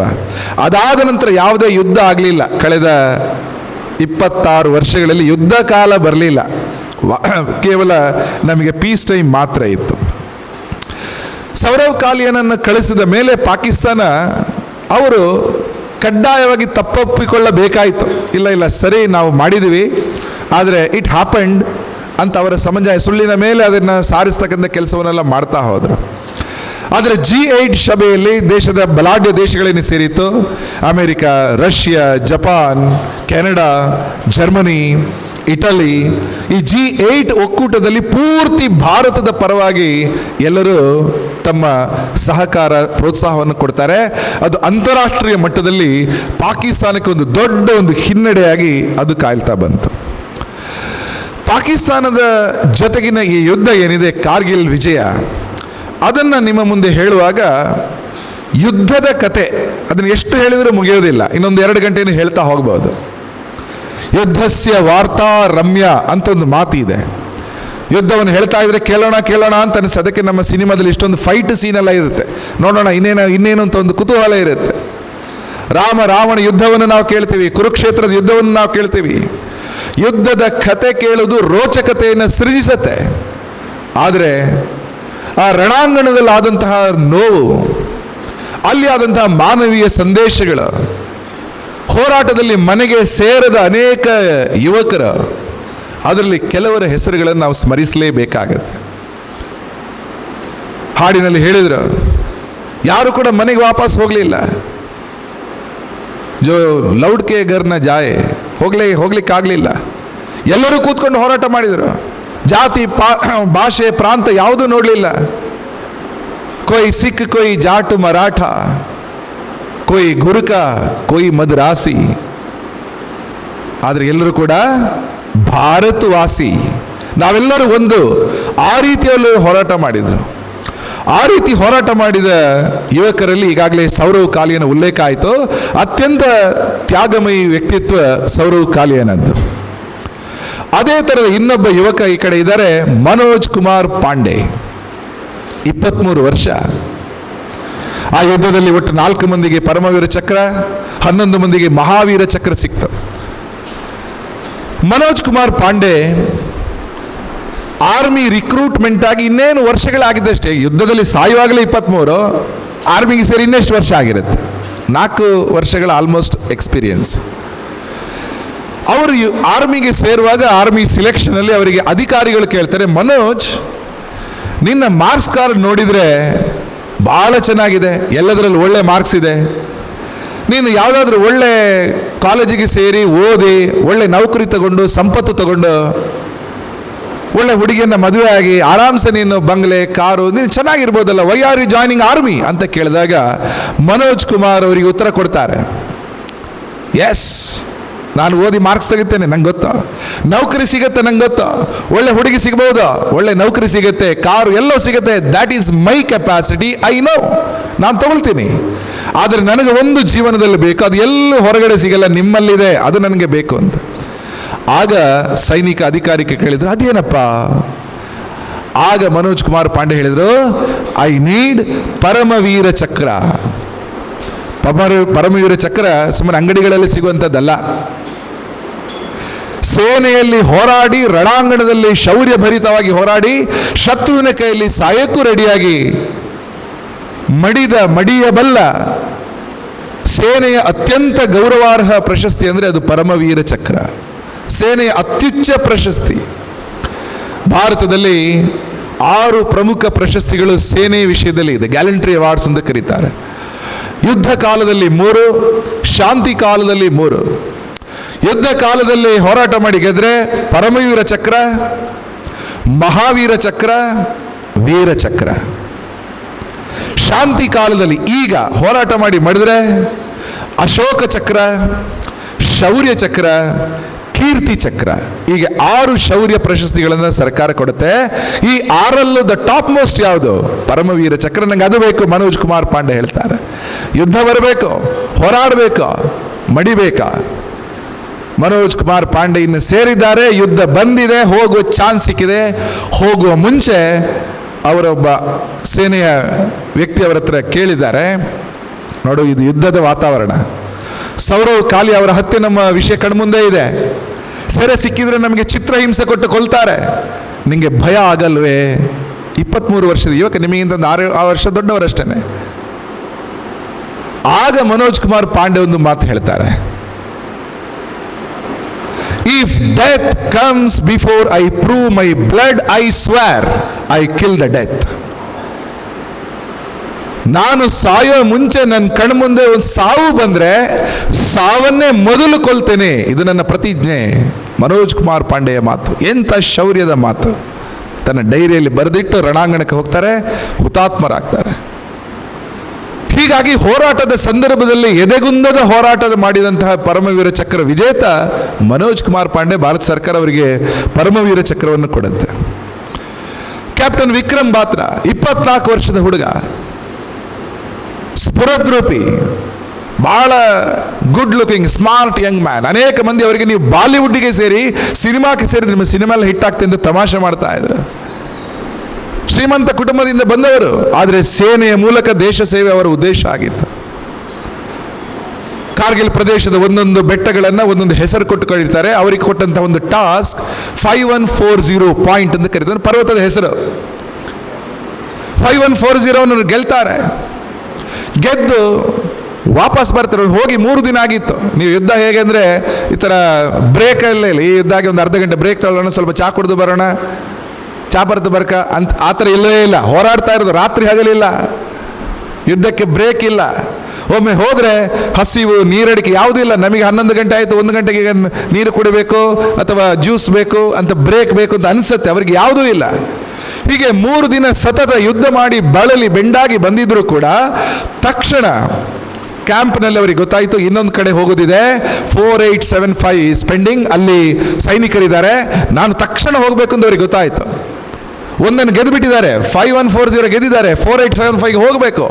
ಆಗ ಒಂದು ಖಾಸಗಿ ವಾಹಿನಿಯ ಪತ್ರಕರ್ತರೊಬ್ಬರು ಪ್ರಶ್ನೆ ಕೇಳ್ತಾರೆ, are you not tired? You should take rest. ನೀನು ಈಗ ಹೋಗೋದಲ್ಲ, ನೀನು ಸ್ವಲ್ಪ ನಿದ್ದೆ ಬೇಕು, ವಿಶ್ರಾಂತಿ ಬೇಕು. ಆಗ ಪತ್ರಕರ್ತನಿಗೆ ವಿಕ್ರಮ್ ಬಾತ್ರ ಉತ್ತರ ಕೊಡ್ತಾರೆ, ಎ ದಿಲ್ ಮಾಂಗೆ ಮೋರ್. 1996ನೇ ಇಸಲಿ ಭಾರತದಲ್ಲಿ ಕ್ರಿಕೆಟ್ ವರ್ಲ್ಡ್ ಕಪ್ ಆದಾಗ ಪೆಪ್ಸಿ ಕಂಪನಿಯ ಜಾಹೀರಾತಿನ ಸ್ಲೋಗನ್ ಅದು, ಎ ದಿಲ್ ಮಾಂಗೆ ಮೋರ್. ಸಿಕ್ಕಾಪಟ್ಟೆ ಪಾಪ್ಯುಲರ್ ಆಗಿದ್ದಾಗ ಒಂದು by line of N advertisement. ಎಲ್ಲ ಯುವಕರ ಬಾಯಲ್ಲಿ ಅದಿತ್ತು, ಅವ್ರ ಬಾಯಲ್ಲೂ ಇತ್ತು. ಹೇಳಿದ್ದಾರೆ ಅದನ್ನು, ನಂಗೆ ಇನ್ನೂ ಬೇಕು. ಅವ್ರು ಹೋದರು. ಆಗ ಪತ್ರಕರ್ತ ಕೇಳ್ತಾರೆ, it is dangerous, you are jumping into risk. ವಾಪಸ್ ಬರೋದು ಕಷ್ಟ ಇದೆ. ಆಗ ವಿಕ್ರಮ್ ಬಾತ್ರ ಅವರಿಗೆ ಒಂದು ಉತ್ತರ ಕೊಡ್ತಾರೆ, I will come back for sure. ನಾನು ವಾಪಸ್ ಬರ್ತೀನಿ. I will come back either the tricolour unfurled there or I will come back the tricolour wrapped around me. ನಾನು ತ್ರಿವರ್ಣ ಧ್ವಜವನ್ನು ಹಾರಿಸಿ ಬರ್ತೀನಿ, ಅಥವಾ ತ್ರಿವರ್ಣ ಧ್ವಜ ನನ್ನನ್ನು ಹೊದ್ದುಕೊಂಡಿರುವ ಸ್ಥಿತಿಯಲ್ಲಿ ನಾನು ವಾಪಸ್ ಬರ್ತೀನಿ. But I will come back for sure. Vikram ಬಾತ್ರನ ಮಾತು. ಎಂತಹ ಹೋರಾಟದ ಮಾತದು. ಹೋರಾಟ ಮಾಡ್ತಾರೆ, ದೇಶಕ್ಕೋಸ್ಕರ ಪ್ರಾಣವನ್ನು ಕೊಡ್ತಾರೆ. ಅವರು ವಾಪಸ್ ಬರಲೇ ಇಲ್ಲ. ಅವರಿಗೆ ಪರಮವೀರ ಚಕ್ರ. ಇಂಡಿಯನ್ ಏರ್ಫೋರ್ಸ್ ಆಗ ಆಪರೇಷನ್ ಸಫೇದ್ ಸಾಗರ್ ಅಂತ ಲಾಂಚ್ ಮಾಡಿದರು. ಅದರಲ್ಲಿ ಅನೇಕ ಪೈಲಟ್ ವಿಮಾನಗಳು ಬೇರೆ ಬೇರೆ ಬರ್ತಾ ಇತ್ತು. ಅದರಲ್ಲಿ ಒಂದು ವಿಮಾನ ಲೈನ್ ಆಫ್ ಕಂಟ್ರೋಲ್ ಅನ್ನು ದಾಟಿ ಪಾಕಿಸ್ತಾನದ ಪ್ರದೇಶದಲ್ಲಿ ಬಿದ್ದುಬಿಡ್ತು. ಅದರಲ್ಲಿ ಇಬ್ಬರು ಇದ್ರು, ಅಂದರೆ ಬೇರೆ ಬೇರೆ ಸಂದರ್ಭ. ಒಬ್ಬರು ಕ್ಯಾಪ್ಟನ್ ಅಜಯ್ ಅಹುಜಾ, ಅವರನ್ನ ಸೆರೆ ಹಿಡಿತಾರೆ. ಅವರಲ್ಲಿ ಬಿದ್ದಿರೋದು ಗೊತ್ತಿದೆ, ಆದರೆ ಅವರು ಎಲ್ಲಿದ್ದಾರೆ ಅನ್ನೋದನ್ನು ಪಾಕಿಸ್ತಾನದ ಆರ್ಮಿ ಹೇಳಲೇ ಇಲ್ಲ. ಸೌರವ್ ಕಾಲಿಯನಿಗೆ ಯಾವ ರೀತಿ ಚಿತ್ರಹಿಂಸೆ ಇಟ್ಟುಕೊಂಡ್ರೋ, ಅಜಯ್ ಅಹುಜಾ ಅವರ ಹತ್ರ ಮಾಹಿತಿ ಕೇಳಲಿಕ್ಕೆ ಅವರು ಶುರು ಮಾಡಿದರು. ಎಷ್ಟು ಆರ್ಮಿಗಳಿದೆ, ಯಾರೆಲ್ಲ ಇಲ್ಲಿ ಇದ್ದಾರೆ, ರೆಜಿಮೆಂಟ್ಗಳೆಲ್ಲ ಇದೆ, ಎಲ್ಲ ಸೈನಿಕ ಮಾಹಿತಿಗಳನ್ನು ಕೇಳಿ, ನಿಮ್ಮ ನೆಕ್ಸ್ಟ್ ಪ್ಲಾನ್ ಏನು, ನಾಳೆ ಏನು, ನಾಡಿದ್ದೇನು, ಎಲ್ಲ ಮಾಹಿತಿಗಳನ್ನು ಕೇಳಲಿಕ್ಕೆ ತಯಾರಿದ್ರು ಕೂಡ ಕ್ಯಾಪ್ಟನ್ ಅಜಯ್ ಅಹುಜಾ ಮಾಹಿತಿಯನ್ನು ಬಿಟ್ಟುಕೊಟ್ಟೇ ಇಲ್ಲ. ಎಲ್ಲ ಹಿಂಸೆಯನ್ನು ತಡ್ಕೊಂಡ್ರು. ಚಿತ್ರಹಿಂಸೆ ನಾವೇನು ಸಿನಿಮಾಗಳಲ್ಲೋ ಎಲ್ಲೋ ವರ್ಣನೆಗಳಲ್ಲಿ ಕೇಳ್ತೀವಿ, ಆ ರೀತಿ ಎಲ್ಲ ಚಿತ್ರಹಿಂಸೆಗಳನ್ನು ಅನುಭವಿಸಿ ತಾಯ್ನಾಡಿಗೋಸ್ಕರ ಅವರು ಹುತಾತ್ಮರಾಗ್ತಾರೆ ಕ್ಯಾಪ್ಟನ್ ಅಜಯ್ ಅಹುಜಾ. ಇನ್ನೊಂದು ಕಡೆ ಕೆ ನಚಿಕೇತ್, ಆಂಧ್ರ ಪ್ರದೇಶದವರು, ನಚಿಕೇತ್ ರಾವ್, ಅವರನ್ನು ಸೆರೆ ಹಿಡಿತಾರೆ. ಅವರು ಕೂಡ ಸಫೇದ್ ಸಾಗರಲ್ಲಿ ಹೋದವರೇ, ಏರ್ಫೋರ್ಸ್ ಜವಾನ್. ಆದರೆ ಅವರು ಬಿದ್ದ ಸಂದರ್ಭದಲ್ಲಿ ಅಲ್ಲೊಬ್ಬ ಬಹಳ ಹಿರಿಯ ಪಾಕಿಸ್ತಾನದ ಆರ್ಮಿಯವರಿದ್ದರು. ಅವರು ತಕ್ಷಣ ಎಲರ್ಟ್ ಆಗಿ ನಾವು ಈಗ ಬಂದವರನ್ನೆಲ್ಲ ಕೊಲ್ಲೋದು ಸರಿಯಲ್ಲ ಅಂತ ಬಹಳ ಬಲವಾಗಿ ಉಳಿದವರನ್ನ ಎದುರಿಸಿ ನಚಿಕೇತವರನ್ನ ವಾಪಸ್ ಭಾರತಕ್ಕೆ ತರುವಂತಹ ಪ್ರಯತ್ನವನ್ನು ಮಾಡಿದ್ರು. ನಚಿಕೇತವರು ಈಗಲೂ ಬದುಕಿದ್ದಾರೆ. ಆದರೆ ಧೈರ್ಯದಿಂದ ಎದೆಯೆಬ್ಬಿಸಿ ಶತ್ರು ದೇಶದಲ್ಲಿ ಕಾಲಿಟ್ಟು ಬಂದಂತಹ ಧೀರ ಯೋಧ ನಚಿಕೇತ ರಾವ್ ಸಾಯೋದಕ್ಕೂ ಕೂಡ ಅವರು ಹಿಂಜರಿಲಿಲ್ಲ. ವಿಜಯಂತ ಥಾಪರ್ ಅವರ ಉಲ್ಲೇಖ ಆಯಿತು, ವಿಡಿಯೋದಲ್ಲಿ ನಾವು ನೋಡಿದ್ದೀವಿ. ವಿಜಯಂತ ಥಾಪರ್ ಅವರು ತಮ್ಮ ತಾಯಿಗೆ ಒಂದು ಪತ್ರ ಬರೀತಾರೆ ಮನೆಗೆ, ಯುದ್ಧ ನಡೀತಾ ಇದೆ, ನನ್ನನ್ನು ನೋಡಬೇಡಿ. ಬಹುಶಃ ಈ ಪತ್ರ ನಿಮ್ಮ ಕೈ ಸೇರುವಾಗ ನಾನು ದೇವಲೋಕದಲ್ಲಿ ಇರ್ತಾರೆ, ಬಹುಶಃ ಅಪ್ಸರೆಯರು ನನ್ನನ್ನು ಸ್ವಾಗತ ಮಾಡ್ತಾ ಇದ್ದಾರೆ, ನಾನು ಮೇಲಿಂದ ನಿಮ್ಮನ್ನು ನೋಡ್ತಾ ಇರ್ತೀನಿ. ಅಷ್ಟು ಮಾತ್ರ ಹೇಳಿಲ್ಲ, ನಂತರ ನನ್ನ ಭವಿಷ್ಯದ ನಿಧಿ ಏನು ಸಿಗುತ್ತೆ ಅದರಲ್ಲಿ ಸಮಾಜ ಸೇವೆಗೆ ಅದನ್ನು ಬಳಸಬೇಕಾ. ಮನೆಯಲ್ಲಿರ್ತಕ್ಕಂಥ ಒಬ್ಬರು ಕೆಲಸದಾಕೆ ಹುಡುಗಿ ರುಕ್ಸಾನ, ಅವಳ ಮದುವೆ ಮಾಡಿಸ್ಬೇಕಾ, ಪ್ರತಿ ತಿಂಗಳು ಅದರಿಂದ 50 ರೂಪಾಯಿಯನ್ನು ರುಕ್ಸಾನಾಗೆ ಕೊಡಬೇಕಾ. ನಾನು ನಿಮ್ಮನ್ನು ಮೇಲಿಂದ ನೋಡ್ತಾ ಇರ್ತೀನಿ, ಒಂದು ದಿನ ನೀವು ಮೇಲಿಂದ ಬಂದಾಗ ನಿಮಗೂ ಭಾರತದ ಸೈನಿಕರು ಎಷ್ಟು ವೀರಾವೇಶದಿಂದ ಹೋರಾಟ ಮಾಡ್ತಾರೆ ಅನ್ನೋ ಅರಿವು ನಿಮಗೆ ಆಗತ್ತೆ ಅನ್ನೋ ಒಂದು ಬಹಳ ಪ್ರೇರಣಾದಾಯಿ ಪತ್ರವನ್ನು ಬರೆದು ಹುತಾತ್ಮರಾದವರು ವಿಜಯಂತ ಥಾಪರ್. ಯೋಗೇಂದ್ರ ಸಿಂಗ್ ಪಾಂಡೆ 19 ವರ್ಷದ ಯುವಕ, ನಿಮಗಿಂತ 1.5-2 ವರ್ಷಕ್ಕೆ ದೊಡ್ಡವನ. ಭಾರತದ ಇತಿಹಾಸದಲ್ಲಿ ಅತ್ಯಂತ ಚಿಕ್ಕ ವಯಸ್ಸಲ್ಲಿ ಪರಮವೀರ ಚಕ್ರ ಪಡೆದಂತ ಮೊದಲ ತರುಣ. At the age of 19 Paramvir Chakra. 19ನೇ ವಯಸ್ಸಂದಾಗ ice cream chocolate ಜಗತ್ತಲ್ಲಿ ತಿರುಗಾಡೋ ವಯಸ್ಸಲ್ಲ, ದೇಶಕ್ಕೋಸ್ಕರ ಹಿರಿಮೆ ಗರಿಮೆಗಳಿಗೋಸ್ಕರ ಪ್ರಾಣ ಕೊಡೋ ವಯಸ್ಸದ. ಯೋಗೇಂದ್ರ ಸಿಂಗ್ ಯಾದವ್ ತನಗೆ ಕೊಟ್ಟಿದ್ದಂತಹ ಪರ್ವತವನ್ನು ಕ್ಲಿಯರ್ ಮಾಡೋ ಸಂದರ್ಭದಲ್ಲಿ ಪಾಕಿಸ್ತಾನದ ಶೆಲ್ಲಿಂಗ್ ಆಗುತ್ತೆ, ತುಂಬಾ ದೊಡ್ಡ ಮಟ್ಟದ ದಾಳಿ. ಜೊತೆಗಿದ್ದವರು ತೀರ್ಕೊಂಡ್ರು. ಕೇವಲ 7 ಮಂದಿ ಬದುಕಿದ್ದಾರೆ, ಅದರಲ್ಲಿ ಯೋಗೇಂದ್ರ ಸಿಂಗ್ ಯಾದವ್ ಒಬ್ಬ. ಶತ್ರುಗಳ ಮೇಲೆ ಇದ್ದಾರೆ, ಆದರೂ ಯೋಗೇಂದ್ರ ಸಿಂಗ್ ಯಾದವ್ ಧೈರ್ಯದಿಂದ ಹೋಗ್ತಾರೆ. ಮತ್ತೆ ಅಟ್ಯಾಕ್ ಆಗುತ್ತೆ, ಅವರ ಜೊತೆಗಿರೋ 6 ಮಂದಿ ತೀರ್ಕೊಂಡ್ರು, ಅವರಿಗೂ 2 ಗುಡ್ಡುಗಳು ಬಿತ್ತ. ದೊಡ್ಡ ಸಂಖ್ಯೆಯಲ್ಲಿ ಅವರು ಬರ್ತಾ ಇದ್ದಾರೆ, ಇವರೊಬ್ಬರೇ ಇದ್ದಾರೆ. ಅವರು ಉಳಿದ 6 ಮಂದಿ ಜೊತೆಗೆ ತಾನೂ ಸತ್ತವರಾಗಿ ಮಲ್ಕೊಂಡ್ರು. ಒಳ್ಳೆ ಐಡಿಯಾ ಅಂತ ನಿಮ್ಗೆ ಅನಿಸ್ಬೋದು ಅಲ್ವಾ? ಅವ್ರು ಬಂದು ನೋಡಿದಾಗ ಇವರೆಲ್ಲ ಮಲ್ಕೊಂಡು ಬಿಟ್ಟಿದ್ದಾರೆ ಅಂತ. ಆದರೆ ಆಗಲೇ ಹೇಳಿದೆ, ಪಾಕಿಸ್ತಾನ ಯುದ್ಧದ ಅಗ್ರಿಮೆಂಟ್ಗಳನ್ನು ದಾಟುವ ಒಂದು ದೇಶ ಅದು. ಅವರು ಸತ್ತಿದ್ದಾರೆ ಅಂತ ಗೊತ್ತಿದ್ರು ಮತ್ತೆ ಭಾರತೀಯ ಯೋಧರ ಮೇಲೆ ಮದ್ದುಗುಂಡುಗಳನ್ನು ಹಾರಿದ್ರು. ಯೋಗೇಂದ್ರ ಸಿಂಗ್ ಯಾದವ್ ನಿಮಗಿಂತ ಸ್ವಲ್ಪ ದೊಡ್ಡವರು, 19 ವರ್ಷದ ಯುವಕ. 17 ಬುಲೆಟ್ಗಳು ದೇಹದ ಒಳಗಡೆ ಹೋಯ್ತು. 17. ನಮಗೆ ಪಕ್ಕದವರು ಸ್ವಲ್ಪ ಚಿವುಟಿದ್ರೆ ಅಮ್ಮ ಅಂತ ನಾವು ಬೊಬ್ಬೆ ಹಾಕ್ತೀವಿ. ಮದ್ದು ಗುಂಡುಗಳು ದೇಹಕ್ಕೆ ಬಂದಿದೆ, ನೀವು ಬೊಬ್ಬೆ ಹಾಕಿದ್ರೆ ಅವ್ರಿಗೆ ಗೊತ್ತಾಗುತ್ತೆ ನೀನು ಬದುಕಿದ್ಯಾ ಅಂತ. ಬಿಡ್ತಾರಾ? ದೇಶಕ್ಕೋಸ್ಕರ ನಾನು ಬದುಕಬೇಕು, ಆ ಪ್ರಾಣವಾಯು ಅವರಲ್ಲಿ ಹರಿದಾಡ್ತಾ ಇತ್ತು. 17 ಬುಲೆಟ್ ಅನ್ನು ಒಳಗೆ ಇಟ್ಕೊಂಡ್ರು ಕೂಡ, ಬ್ಲೀಡಿಂಗ್ ಆಗ್ತಿದ್ರು ಕೂಡ ಸಹಿಸ್ಕೊಂಡ್ರು. ಎಂತಹ ಧೈರ್ಯ ಇರಬೇಕಾ? ಪಾಕಿಸ್ತಾನದ ಸೈನಿಕರು ಅಲ್ಲೇ, ಅವ್ರಿಗೆ ಗೊತ್ತಿಲ್ಲ ಇವರು ಬದುಕಿಲ್ಲ ಅಂತ ಗೊತ್ತಿಲ್ಲ, ಸತ್ಯಾರ ಅಂತ ಅಂದ್ಕೊಂಡು ಕೆಲವು ವಿಷಯಗಳನ್ನು ಮಾತಾಡ್ತಾ ಇದ್ರು. ಆ ಮಾತುಗಳನ್ನು ಕೇಳಿಸ್ಕೊಳ್ತು, ಇನ್ಫಾರ್ಮೇಶನ್ ಸಿಕ್ತು, ಯಾವ ಬೆಟ್ಟದಲ್ಲಿ ಎಷ್ಟು ಮಂದಿ ಅಡಗಿದ್ದಾರೆ, ನಾಳೆ ನಾಡಿದ್ರಲ್ಲಿ ಅವ್ರು ಏನು ಮಾಡೋರಿದ್ದಾರೆ. ಅವರು ಬೆಟ್ಟದಿಂದ ಕೆಳಗಿಳಿತಾ ಬಂದರು, ಇನ್ನು ಕೆಳಗಿಳಿದಾಗ ಮೇಲಿನಿಂದ ರಣೋತ್ಸಾಹದಿಂದ ಯೋಗೇಂದ್ರ ಸಿಂಗ್ ಯಾದವ್ ಎದ್ದು ಅವರ ಮೇಲೆ ದಾಳಿ ಮಾಡ್ತಾರೆ. ಅದರಲ್ಲಿ 3-4 ಮಂದಿಯನ್ನು ಕೊಲ್ತಾರೆ. ಆಗ ಅವರು ಹೊತ್ಕೊಂಡ್ರು, ಬಹುಶಃ ಇನ್ನೊಂದು ದಾರಿಯಲ್ಲಿ ಹೊಸ ಬೆಟಾಲಿಯನ್ ಬಂದಿದೆ, ನಾವೀಗ ಜಾಗ ಖಾಲಿ ಮಾಡಬೇಕು. ಇಡೀ ಬೆಟ್ಟವನ್ನು ಖಾಲಿ ಮಾಡಿದರು. ಹೀಗೆ ಒಳಗಡೆ 17 ಗುಂಡು ಇದ್ಕೊಂಡು ಕೂಡ ಇಡೀ ಬೆಟ್ಟವನ್ನು ಖಾಲಿ ಮಾಡಿಸಿದ ಯೋಗೇಂದ್ರ ಸಿಂಗ್ ಯಾದವ್ ನಂತರ ಬರ್ತಾ ಒಂದು ಝರಿಯ ಮೂಲಕ ಬಂದು ಅಲ್ಲಿನ ಸೈನಿಕರಿಗೆ ವಿಷಯ ತಿಳಿಸಿ ನಂತರ ಅವರನ್ನ ಸರ್ಕಾರಿ ಆಸ್ಪತ್ರೆಗೆ ಅವರನ್ನು ಸೇರಿಸ್ತಾರೆ. ಅದ್ಭುತವಾದಂಥ ಒಂದು ಹೋರಾಟ ಅವರದ್ದು. ಅವರು ಆಸ್ಪತ್ರೆಯಲ್ಲಿ ಇದ್ದಾಗ ದೆಹಲಿಗೆ ಸುದ್ದಿ ಬಂತು, ಯೋಗೇಂದ್ರ ಸಿಂಗ್ ಯಾದವ್ ತೀರ್ಕೊಂಡಿದ್ದಾರೆ. ಆ ಶೌರ್ಯದ ಕಥೆಯನ್ನು ಕೇಳಿ ತಕ್ಷಣ ಕೇಂದ್ರ ಸರ್ಕಾರ ಅವರಿಗೆ ಪರಮವೀರ ಚಕ್ರ ಡಿಕ್ಲೇರ್ ಮಾಡ್ತು. ಇವರಿಗೆ ಗೊತ್ತಿಲ್ಲ, ಇವರಿನ್ನು ಆಸ್ಪತ್ರೆಯಲ್ಲೇ ಇದ್ದಾರೆ. ಪರಮವೀರ ಚಕ್ರ ಡಿಕ್ಲೇರ್ ಆಗಿ ಇನ್ನೇನು ಸ್ವಲ್ಪ ಹೊತ್ತಲ್ಲಿ ಮಾಹಿತಿ ಬಂತು, ಯೋಗೇಂದ್ರ ಸಿಂಗ್ ಯಾದವ್ ಅನ್ನುವ ಇನ್ನೊಬ್ಬ ಸೈನಿಕ ತೀರ್ಕೊಂಡಿದ್ದಾರೆ, ಇವರಲ್ಲ, ಇವರು ಬದುಕಿದ್ದಾರೆ ಅಂತ. ನೀನು ಬದುಕಿದ್ಯಾಗೆ ನಿಮಗೆ ಪರಮವೀರ ಚಕ್ರ ಇಲ್ಲ ಅಂತ ಹೇಳಂಗಿಲ್ಲ. ಅವರಿಗೆ ಪರಮವೀರ ಚಕ್ರ ಘೋಷಣೆ ಮಾಡಿದ್ದಾನೆ, ಇನ್ನೂ ಹೆಮ್ಮೆಯಿಂದ ಅವರಿಗೆ ಕೊಡಬೇಕಾಗಿತ್ತು, ಇಲ್ಲದ್ರೆ ಅವರ ಕುಟುಂಬಕ್ಕೆ ಕೊಡಬೇಕಾಗಿತ್ತು. ಹೀಗಾಗಿ youngest receiver of Paramvir Chakra Kargil ವಾರಲ್ಲಿ ಬಂದವರೇ ಯೋಗೇಂದ್ರ ಸಿಂಗ್ ಯಾದವ್.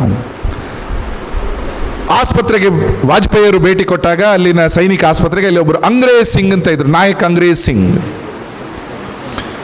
ಅವರಿಗೆ ವಾಜಪೇಯಿ ಅವರು ಕೇಳ್ತಾರೆ, ಚೆನ್ನಾಗಿದೆಯಪ್ಪ, ಹೇಗಿದ್ದೀ, ಆರೋಗ್ಯ ಎಲ್ಲ ಹೇಗಿದೆ, ಚೇತರಿಸಬೇಕು ಅಂತ ಹೇಳಿದಾಗ ಅವರು ತನ್ನ ಎದೆಯನ್ನು ತೋರಿಸಿದ್ರು.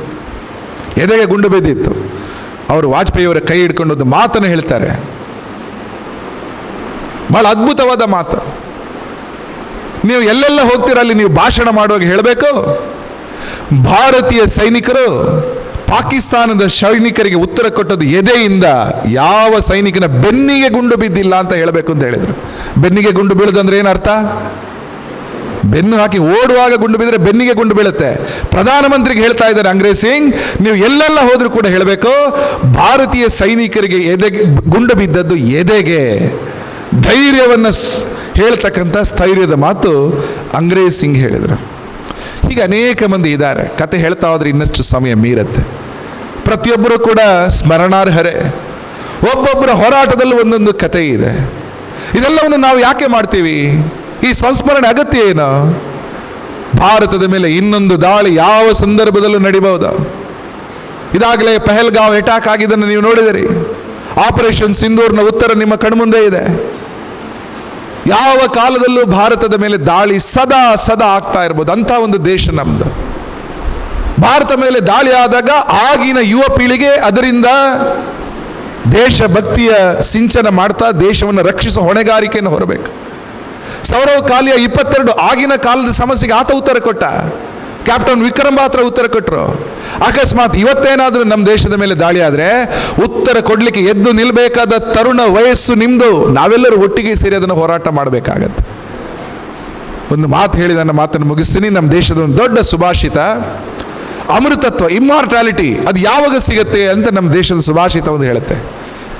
ನ ಕರ್ಮಣ, ನಾಟ್ ಬೈ ಯುವರ್ ಪ್ರೊಫೆಷನ್. ಕೆಲವರು ವೃತ್ತಿ ಇದೆಯಲ್ಲ, ನಾನು ಕ್ರಿಕೆಟರ್, ನಾನು ಸಿನಿಮಾದವನು, ಸೆಲೆಬ್ರಿಟಿ, ಆ ರೀತಿಯಲ್ಲಿ ಅವರಿಗೆ ನಾನು ಅಮರತ್ವ ಅಂತ ಅಂದ್ಕೊಂಡಿದ್ದಾರೆ. ಎಲ್ಲರೂ ಕಾಲಕ್ಕೆ ನನ್ನ ಎಲ್ಲರೂ ನೆನಪಿಸ್ಕೊಳ್ತಾರೆ. Because I am a film star, because I am a cricketer, because what you do. ನ ಕರ್ಮಣ ನ ಧನಯ, ನಿಮ್ಮ ಹತ್ರ ಎಷ್ಟು ದುಡ್ಡಿದೆ ಅನ್ನೋ ಕಾರಣಕ್ಕೋಸ್ಕರ ಅಲ್ಲ. ನ ಪ್ರಜೆಯ, ನಾಟ್ ಬೈ ಯುವರ್ ಫಾಲೋವರ್ಸ್. ನಿಮ್ಮನ್ನು ಜೈ ಜೈಕಾರ ಹೇಳುವ ಎಷ್ಟು ಮಂದಿ ಇದ್ದಾರೆ, ಯಾವುದೋ ರಾಜನಿಗೆ ಜೈ ಅಥವಾ ವ್ಯಕ್ತಿಗೆ ಜೈ ಅಲ್ಲ. ನ ಕರ್ಮಣ ನ ಧನಯ ನ ಪ್ರಜೆಯ ತ್ಯಾಗೇನ ಏಕೈವ ಅಮೃತತ್ವ ಮಾನುಷ. ತ್ಯಾಗದಿಂದಾಗಿ ಅಮೃತತ್ವ ಬರುತ್ತೆ. ತ್ಯಾಗದಲ್ಲಿ ಪರಮೋಚ್ಚ ತ್ಯಾಗ ಏನು? ಜೀವದ ತ್ಯಾಗ. ಸ್ವಂತ ಜೀವನವನ್ನು ತಾಯಿ ಭಾರತೀಯ ಪಾದಕ್ಕೆ ಕೊಡ್ತಕ್ಕಂಥ ಆ ತ್ಯಾಗ, ಅದನ್ನು ಕಣ್ಮುಂದೆ ಹಾಕಿದಂತಹ 527 ಯೋಧರು ಕಾರ್ಗಿಲ್ ವಿಜಯ ದಿವಸದ ಸಂದರ್ಭದಲ್ಲಿ ಸ್ಮರಿಸಲ್ಪಡವರು. ಇವತ್ತು ಕಾರ್ಗಿಲ್ ವಾರ್ ಆಫ್ ಮೆಮೋರಿಯಲ್ ಇದೆ. ನೀವೆಲ್ಲ ನಿಮ್ಮ ಮುಂದಿನ ಟೂರ್ ಎಲ್ಲಾದರೂ ಹೋಗ್ತಿದ್ರೆ go to Kargil, salute them. ಆ ಮಣ್ಣನ್ನು ಮುಟ್ಟಿ ನಮಸ್ಕಾರ ಮಾಡಿ. ವೀರ ಯೋಧರ ರಕ್ತದಿಂದ ಆ ಮಣ್ಣು ಪಾವನವಾಗಿದೆ. ಆ ರೀತಿಯ ಕಾರ್ಗಿಲ್ ವಾರ್ನ ಸಂದರ್ಭದಲ್ಲಿ ಆ ಯೋಧರನ್ನ ಸ್ಮರಿಸುವ ಒಂದು ಕಾರ್ಯಕ್ರಮದಲ್ಲಿ ಆಹ್ವಾನ ಮಾಡಿ ಒಂದೆರಡು ವಿಷಯಗಳನ್ನು ನಿಮ್ಮಲ್ಲಿ ಹಂಚಿಕೊಳ್ಳಿಕ್ಕೆ ಅನುವು ಮಾಡಿಕೊಂಡಂತಹ ಕಾಲೇಜಿನ ಎಲ್ಲ ಆಡಳಿತ ಮಂಡಳಿಯ ಸದಸ್ಯರಿಗೂ ಪ್ರಾಂಶುಪಾಲರಿಗೂ ಇಷ್ಟು ಸಮಯ ಇದನ್ನು ಕೇಳಿದಂತೆ ನಿಮಗೆಲ್ಲರಿಗೂ ಕೂಡ ವಂದನೆಗಳನ್ನು ತಿಳಿಸ್ತೀನಿ. ಭಾರತ್ ಮಾತಾ ಕಿ ಜೈ. ಸುದ್ದಿ ಚಾನಲ್, ಕ್ಷಣ ಕ್ಷಣದ ಸುದ್ದಿಗಾಗಿ.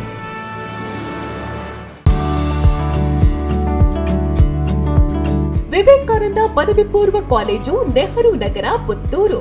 ಅನುಭವಿ ಅಧ್ಯಾಪಕ ವೃಂದದಿಂದ ಬೋಧನೆ, ವಿಶಾಲ ಜ್ಞಾನ ಭಂಡಾರವನ್ನ ಹೊತ್ತ ಗ್ರಂಥಾಲಯ, ವಿಶಾಲವಾದ ಪ್ರಯೋಗಾಲಯಗಳು.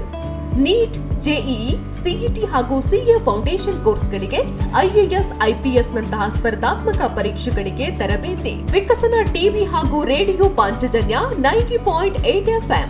ಕಾಲೇಜು ಬಸ್ ವ್ಯವಸ್ಥೆ, ಕ್ರೀಡೆಗೆ ಒತ್ತು ಕೊಟ್ಟು ವಿಶಾಲವಾದ ಕ್ರೀಡಾಂಗಣ.